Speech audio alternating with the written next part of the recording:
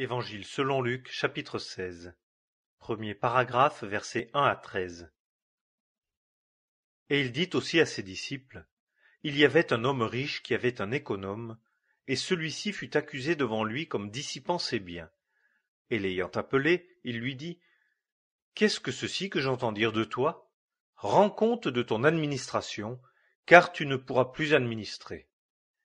Et l'économe dit en lui-même, que ferai-je, car mon maître m'ôte l'administration? Je ne puis pas bêcher la terre, j'ai honte de mendier.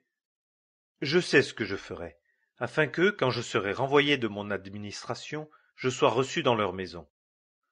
Et, ayant appelé chacun des débiteurs de son maître, il dit au premier, combien dois-tu à mon maître? Et il dit, 100 battes d'huile.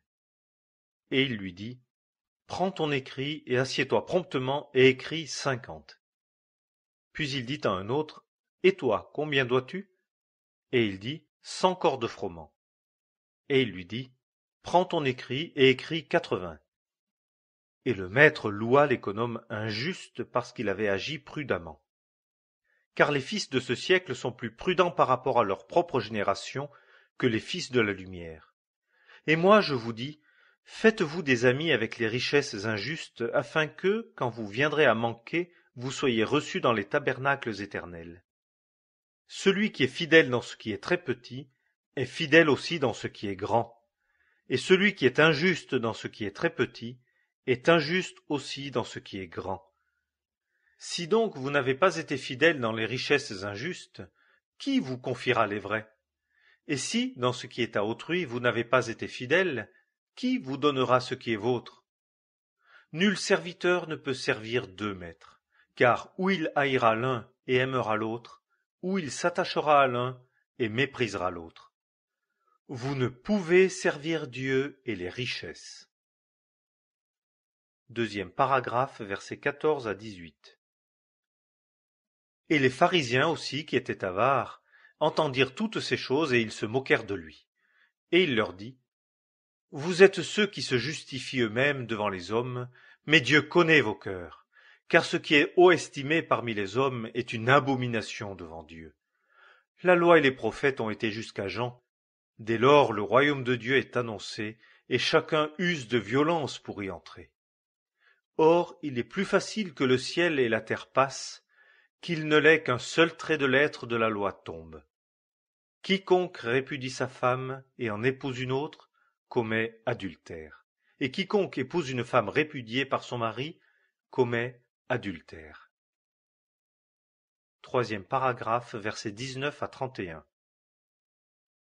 Or, il y avait un homme riche qui se vêtait de pourpre et de fin lin et qui faisait joyeuse chère chaque jour splendidement. Et il y avait un pauvre, nommé Lazare, couché à sa porte, tout couvert d'ulcères, et qui désirait de se rassasier des miettes qui tombaient de la table du riche. Mais les chiens aussi venaient lécher ses ulcères. Et il arriva que le pauvre mourut, et qu'il fut porté par les anges dans le sein d'Abraham. Et le riche aussi mourut, et fut enseveli.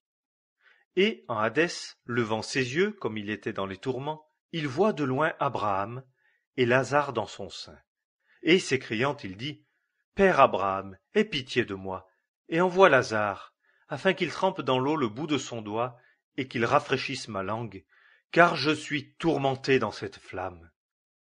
Mais Abraham dit, Mon enfant, souviens-toi que tu as reçu tes biens pendant ta vie, et Lazare pareillement les maux. Et maintenant lui est consolé ici, et toi tu es tourmenté.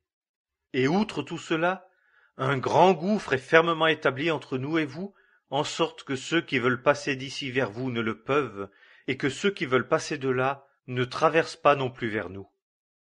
Et il dit, je te prie donc, Père, de l'envoyer dans la maison de mon père, car j'ai 5 frères, en sorte qu'il les adjure, de peur qu'eux aussi ne viennent dans ce lieu de tourment. Mais Abraham lui dit, ils ont Moïse et les prophètes, qu'ils les écoutent. Mais il dit, non, père Abraham, mais si quelqu'un va des morts vers eux, ils se repentiront. Et il lui dit, s'ils n'écoutent pas Moïse et les prophètes, ils ne seront pas persuadés non plus si quelqu'un ressuscitait d'entre les morts. Évangile selon Luc, chapitre